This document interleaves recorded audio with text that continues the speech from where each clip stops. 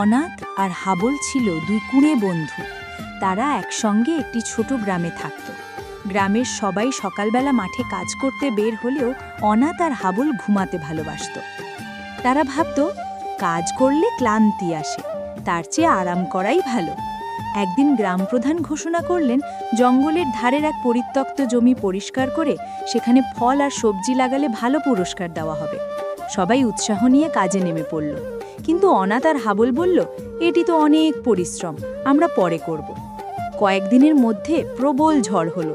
ঝড়ে গ্রামের অনেক গাছপালা নষ্ট হয়ে গেল, খাবারের অভাব দেখা দিল। তখন গ্রামবাসীরা সেই পরিত্যক্ত জমির পাশে থাকা ফলের বাগানের আশ্রয় নিল, কারণ সেটি ঝড়ে বেঁচে গিয়েছিল। তারা সেখান থেকে খাবার পেল আর বাঁচল। এই দৃশ্য দেখে অনাথ আর হাবল খুব লজ্জা পেল।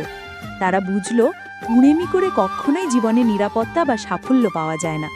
পরের দিন ভোরেই তারা মাটি কেটে জমি পরিষ্কার করল, বীজ রোপণ করল, পানি দিল, সার দিল।